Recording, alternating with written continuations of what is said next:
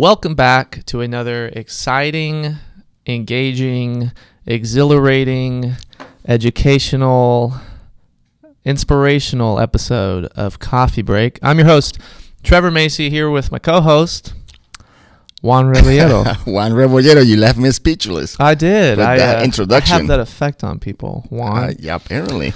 So Chad is out today. Juan is here at the desk. Juan, some people may not be familiar with you because you were on one episode. Yes. But it's been a minute. It's been a minute, and it was just kind of tell everyone that I was here. Yeah. I was hired into this position. That I walk into the wrong door and they say, "You're hired." You're hired. So tell everybody about yourself. How'd you end up here in the public information unit? Well, that's a difficult one. But who I am, and again, I'm Officer Juan Rebolledo. Everybody calls me Officer Juan because I know my last name is very complicated. Very complicated. Yes, which I'm okay with that, honestly. I'm not from here, as you can tell. I had no idea. I am originally from Colombia, born and raised in Colombia. Okay. I came to the United States in my late 20s. I used to be an officer for the Colombian Air Force. Really? I did that for almost 11 years. And I was also a helicopter pilot. Very cool. What kind of helicopter did you fly? UH-1H and Blackhawks. Blackhawks. That was my last 6 years. That's so cool. Flying Blackhawks. Very dangerous, but I enjoyed it a lot. Yeah, that would be kind of cool. How long have you been on the department? 6 years now. I started my career with law enforcement when I was 45. I was in the academy, and I was probably the oldest one by at least 20 years. Wow. Yes. And now you work in the public information unit. Yes. Why? Well, one of the things that I like to do, what I did in my spare time, and even before I joined the department, was to work with our Hispanic community. Okay. So I volunteer for quite a bit of things, little roles here and there. I think the biggest one, it's when I became part of the organization. It's called Café con Leche.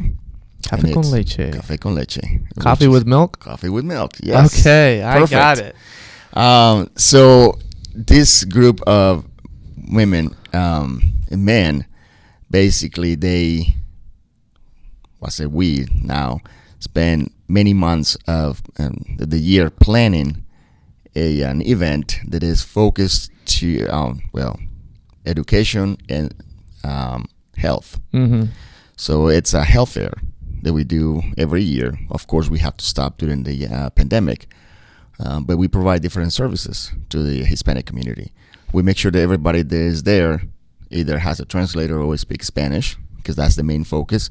And we offer the services that for dentists, doctors, checkouts, mammograms. They do testing for diabetes, HIV, all kinds of stuff. We also provide training through OSHA, through the U.S. Department of Labor. Now the police department has a recruiting table, so we can kind of show our community that we are involved with them and that we want them to be part of our department. Yeah. So it went from a small group of women at the beginning to last time we did an event, if I'm not mistaken, we in a 4-hour period, we served more than 1,200 people. Wow. So on Saturdays, we're planning the next one for the next year. So that is one of the things that I enjoyed the most. Yeah. So going back to what you were saying, which is getting involved with the community, giving back to the community. I know some people say that it's a cliche for an officer to say that. Right. But I'm not from here. Yeah. I've been in Wichita for 22 years now. And this town has been great to me and my family. So I felt like I needed to get back to the community. So doing what I'm doing right now, and in the position that I'm now, actually be able to do more than I was able to before. Yeah. Well, that's awesome. So long story short, well, it wasn't that short, but Yeah, no, that's awesome, and we're glad to have you on the unit. Thank Can't you. wait to see all the things you do. You're gonna have your own podcast coming up here soon, so stay Yes. tuned for that. And you guys are gonna get used to seeing and hearing this guy on our podcast. You're already on the radio. Yes, I do. Weekly. I go to the radio Yeah. weekly. Share information to our Hispanic community. Mm-hmm. And we're gonna move to the podcast. Yes, you're Yeah. right, and it's gonna be 100% in Spanish. Español. Español. Oh, Muy bien. tu español es muy bueno. No. Your Spanish is Necesito awesome, so. práctico. We might have you there too. Yeah. For those of you wondering, Officer Chad Ditch is off this week for training. He's not been fired yet. So he'll be back next week on the next episode, unless we just decide to kick him off and you and I could just run the show from here on out. That is true. So we're recording this on a Friday. It's been a pretty busy week. I don't really have any big announcements for this week. It's been an odd week. Yeah, it has been. It's It's ups and downs. yeah. The last week of August, going into September, sports betting's legal now in Kansas, which is Yes. interesting. Did you make any bets last night? No, I did not. I didn't Terrible either. ball betting. No, And I'm not. Every time I do, I lose. So Yeah, I'm not really a gambler. I like to spend my money on tangible things that I can eat mostly. So. So we got a good guest today. Sergeant Ken Kimble is here from the Training Academy. He's going to talk about some of the things that he does there and some of his extracurricular events. I think he's here right now. So we'll get a quick refill, and we'll be right back with Sergeant Ken Kimble after this break.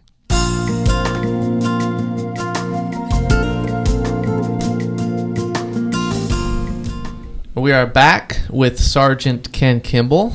Sergeant Kimble, thank you for joining us. Well, thank you for having me. We're glad to have you here. Have you? We're going to ask you a question. We ask every guest this. You're not going to offend us. Okay. Have you seen an episode of the podcast before? I have seen an episode of the podcast. It was Okay. directed to my attention, so I watched it, and I thought it was very interesting. Very interesting. Well, that's high praise. I'll take that. So this is just kind of an opportunity for people to get to know people on the department. Okay. So we just want to ask, it's kind of who's the person rather than who's the officer or the supervisor or whatever. So can you tell us a little bit about who is Ken Kimble? All right. Well, I'm a sergeant on the Wichita Police Department. I have been on 32 years. It sounds very long when you say it that way, but I've originally didn't come from Wichita, Kansas, but I did adapt it as my home. Mm-hmm. I was brought here by the Air Force, where I spent 8 years stationed out at McConnell working on a Titan II missile. Wow. But I knew I had a drive for law enforcement. It's in my family. My father and uncle both worked in New York, and that's just something I always wanted to do. I consider myself quite fortunate enough to be doing what I'm doing, so I have a lot that I do that gives back to the community, and I work on these projects annually because I think they're important and they help people. So 32 years on the department. How many different areas have you worked on the department?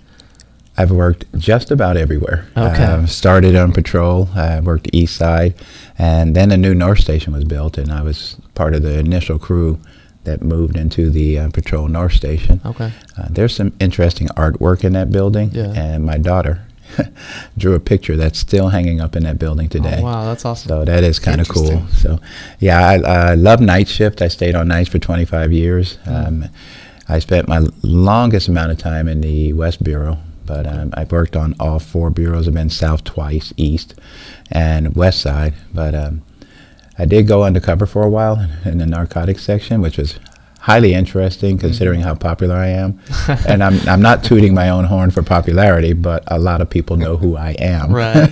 So it was difficult to maintain the, ability for people not to recognize me. Right. So while I was there, I wasn't allowed in any clubs, Yeah. any businesses, because the team knew once we walked in, Yeah. somebody would know it was, me. What'd you have to do differently to make sure that the people didn't recognize you? Did you grow your beard out real I long? tried. I made an attempt to. It was a poor attempt. So after a few months, I probably had what most people will have in a few weeks, and it just got uncomfortable, so I got rid of it. But I tried to dress down, which is also hard. I didn't have any bad clothes. So my biggest change of my appearance was actually turning my hat on backwards. And I tell people that's all I had. Like, put a hat on backwards, and hopefully you don't recognize me. It's like the Clark Kent effect or something. There you just go. do one minor thing and hope nobody. And that's, it actually did work. Yeah. I had very good cases, very successful working in the area that I worked in. I was only there for 10 months, but then I got promoted to sergeant, and that was another desire to get back out on the street. Yeah. And then I've been a sergeant now for 22 years. So where all of you worked as a sergeant? I moved around to all the bureaus then, too. Okay. I went back to the North Bureau where I started. Mm-hmm. I did that for a while. Due to promotions and injuries, I went back to the South Station.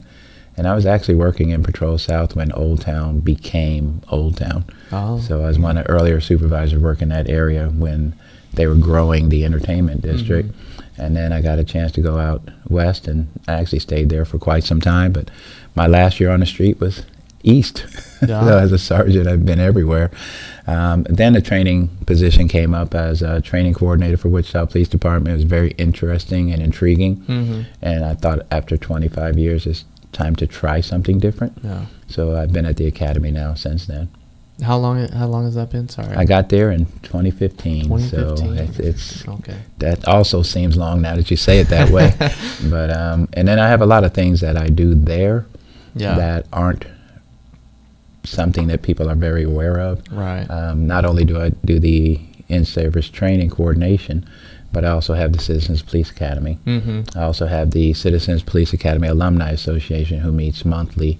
I was in charge of the reserve section, and when I arrived, they had 7 active personnel, and I worked very hard, and I got them up to 23 very active people that are putting in insurmountable amount of hours every month that they're donating to the city of Wichita and the citizens of Wichita. So I have that, and I also have the private security fingerprinting section, and I'm an adjunct professor at WSU Tech, helping teach new security officers very similar topics to what we learn. Yeah. Do you ever stop working? I haven't stopped yet. It's nonstop. So impressive. Yeah. You are by far, I think, one of the busiest people I've seen on the department, because I feel like I see you at the academy, I see you in Old Town, I see you all these different places. Yeah. I'm everywhere. You are everywhere. Yeah, and I have a couple of projects, if you don't mind me talking about them. Oh, absolutely. Go ahead. I put on an annual car show every year. We do it to raise money for Make-A-Wish. Mm-hmm. I have not directly been affected by the needs for Make-A-Wish, but I know what the organization does and how important it is for families who are struggling. So this car show has been going on now for 29 years. This is not a fly-by-night new car show. Right. And we're getting ready for September 25th. It's a Sunday. We're going to be at Wichita State University, right along Hillside by 21st Street. And our main goal is to do whatever we can to raise money for Make-A-Wish. It gives us a great feeling to make a donation to the organization, because we know that in Kansas, those donations goes to Kansas kids, and it helps them get their wishes. And their wishes are all over the place. Used to be popular trips, but now sometimes they want to be an officer for a day. Mm-hmm. They want to meet a celebrity, a certain celebrity. So it's really interesting what the kids would like.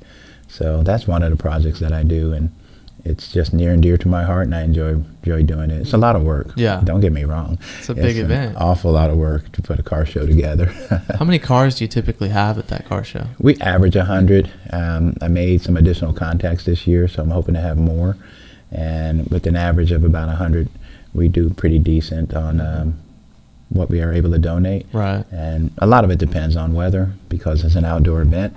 So that's the only thing that hurts us. But I had a rainy year where we still raised $900 in the rain, standing under tents. So, but the people came out with their cars, which it's rare to get a person with a classic show quality car to bring it out. But we thought the weather might break, so they came anyway, and that's what we did. So we're doing it again this year. I'm going to keep doing it because I just think it's just one of those things that reaches a large magnitude of the public. Mm-hmm. We have such a broad spectrum of people that come. We have people who are getting their first vehicle. I mean, a regular personally owned vehicle is welcome in our car show because we will actually judge those separately than the fixed up cars and the classic cars and the muscle cars, you know, because now it gives you a chance to win a trophy, even though you think you don't have much of a vehicle. But I mean, any vehicle is welcome. We do cars, trucks, and motorcycles, and we have prizes and raffles and just anything we can do to help, you know, the Make-A-Wish Foundation. That's awesome. Do you have a car that you put in the car show? Yes, I have a '79 Buick Regal, which is really decked out with 14 speakers and lights, and the vehicle looks brand new. That's awesome. And I've had it since 1979. So, but yeah, I keep it locked away. And you said the date already, but what are the times if people want to come out? The show is officially from noon to 4 on September 25th. But you know, anybody that knows a car show, you come early to get your spot. You know, if you want shade, you better be there very early. Right.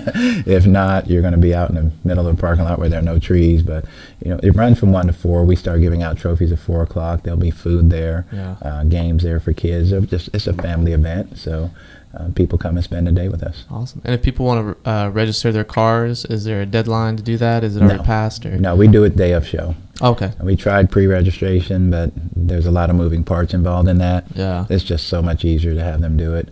We actually mail out registration forms and flyers to anyone who attended the year before. Mm-hmm. That way they'll already have a registration form handy, and they can just fill it out, bring it to the table, and they're in. So awesome. Yeah. Yeah, I've been to one of the shows, and it was a really good time. Lots to see there, and lots of people to meet. And we talked to a guy last week because we were we were talking to a guy over in Andover who does car shows, and he was talking about your car show. Speaks very highly of you. Wow, that's surprising. Yeah.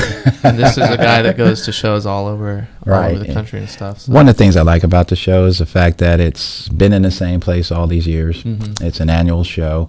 Everybody likes who we do it for, so that makes it a staple in the community.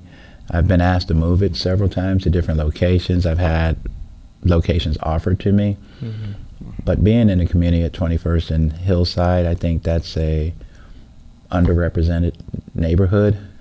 You know, you do have the Shockers and a lot of Shocker events, but this is neither of those. This is a community event on a large campus in a neighborhood that draws a lot of people from that neighborhood. And so I like the fact that you can come on your bicycle. It's free to come to. It's free to attend. Right. It's just an open outdoor car show with some of the fanciest stuff you'll ever see. So you do a lot of stuff, not just for the department, but for the community. It's probably hard to narrow down like something that's most rewarding for you, but can you try to tell us kind of what's the most rewarding thing about your job? One of the things I do want to also bring up is I do an annual holiday feast. Yes. So that event started as I watched children suffer through the holiday seasons. Mm-hmm. And I dealt with a family in particular that had a lot of problems with one of the family members, and it was just before Christmas, and I'm looking at the kids, and I know they're not going to have a Christmas. Right. And I think all kids deserve a Christmas. So that year we brought the family to the station, and we gave them gifts that we paid for and helped them out. I mean, did it change their lives? You know, doubtful, because they still went back to the same environment they came from. But then we just started really brainstorming and trying to think of what we can do to make it even better. Mm-hmm. So now we're at the point now where we pick up families in party buses and bring them to a restaurant. Officers still go out and pick the prizes, the gifts, and wrap the gifts for them. It's been hugely successful. I've had one year where we were able to get over 40 kids shoes, and I mean much needed shoes. Yeah. So that gives me a great feeling because I saw the need, and then I just started doing it. Yeah. So it's been going on now. This will be 13 years that I've done this, and I actually look forward to doing it again. I've had countless amount of contacts with the families afterward, and they remember me from the event, and they're chosen by us and by community members who see families struggling. They don't come to us and say, hey, can you help us? Yeah. We choose them, which catches them off guard when I call them on the phone and say, I want to do something for you and your family for Christmas. we do ask them what they would like and what they need. And that is the one time where you're actually getting need and not greed. They're telling you things they absolutely have to have just to make it day to day. Yeah. So we don't have any problem with winter clothes. Are huge because it's during the December month. Right. Shoes. We had a kid change into his shoes as soon as he walked into the door last year because his feet were sticking out of his shoes. So we didn't wait till Santa came. We grabbed the shoes out the box and we put them on him right then.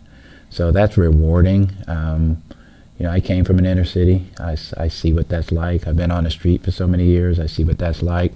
So anything we can do to help the public at probably the most difficult time, because holiday seasons can be great for some, but they can also be worrisome for others because they're unable to do what they want to do for their families. So we do it.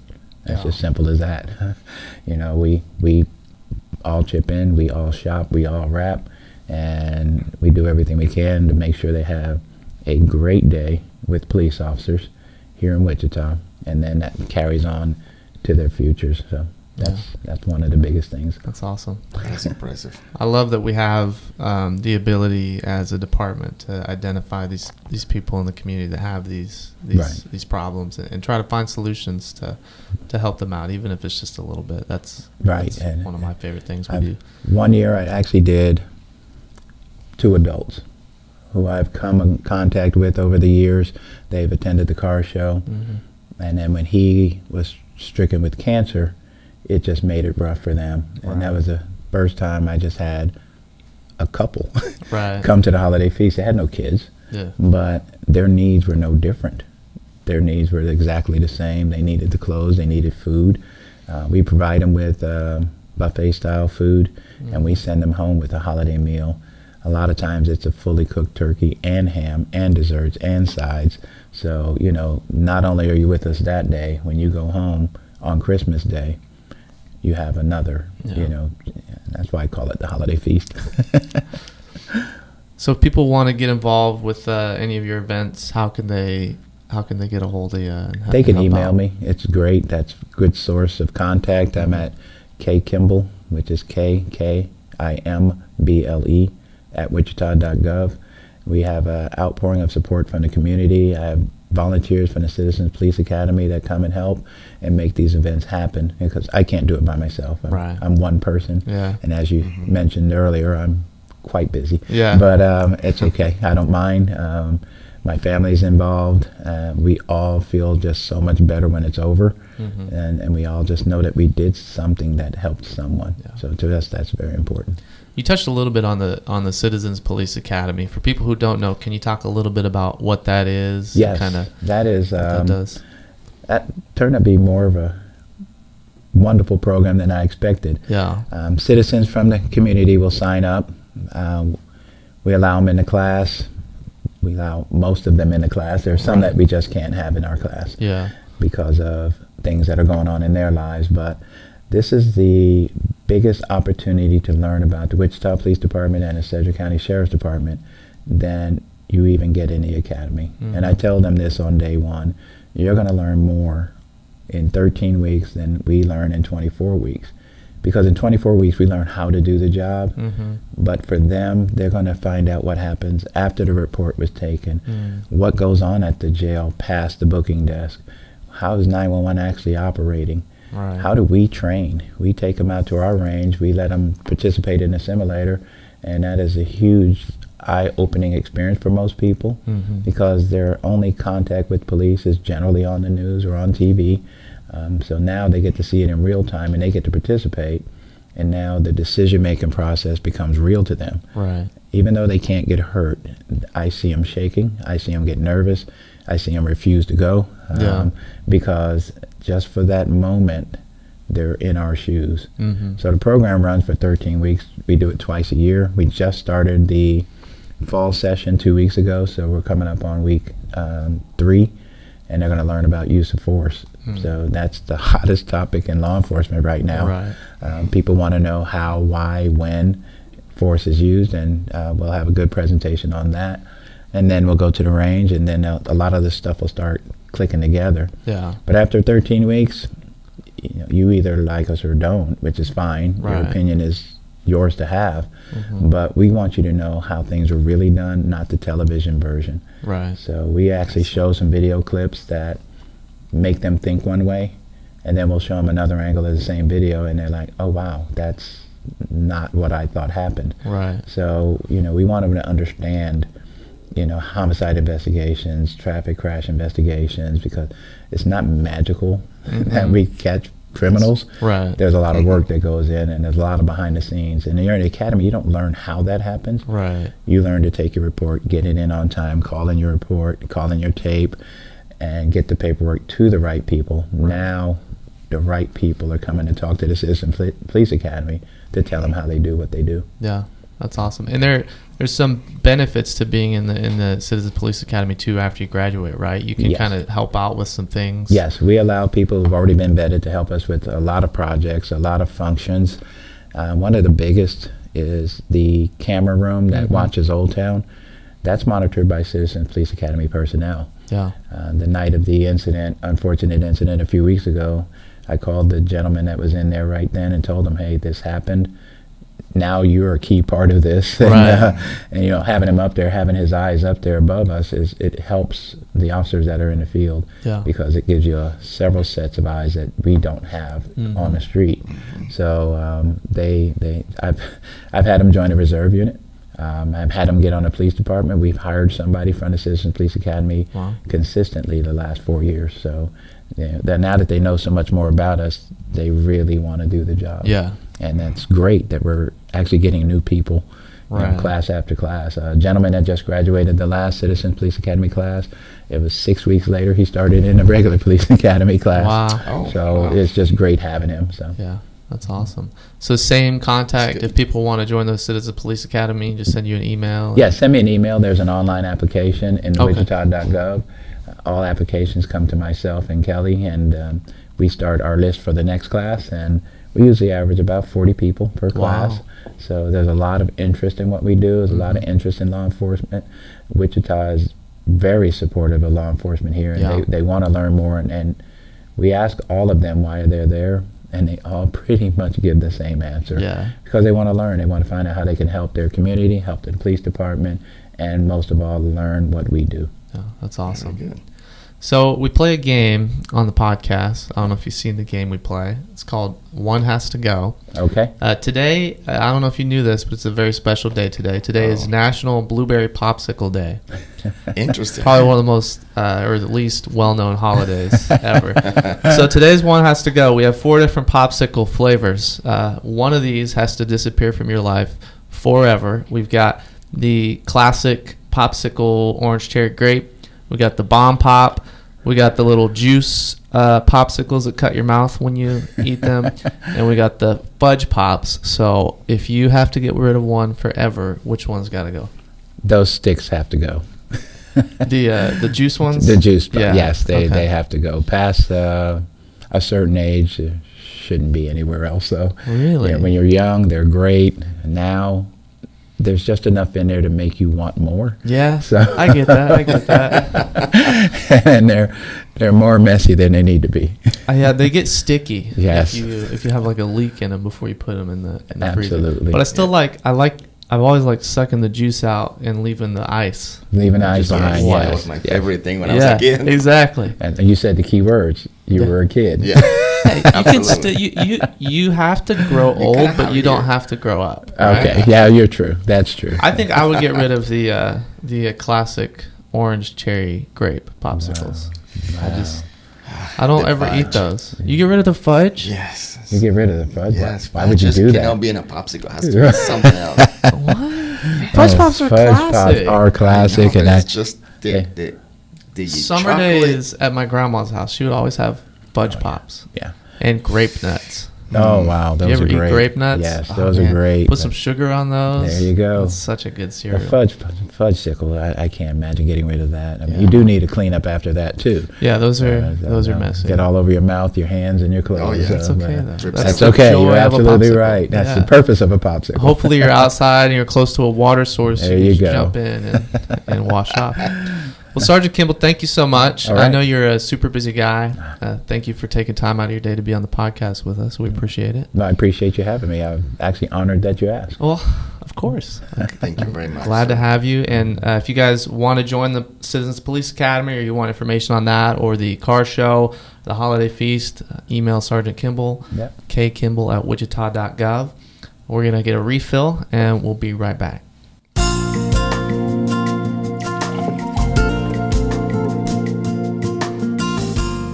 And we're back. That was Sergeant Kimble. What a nice guy.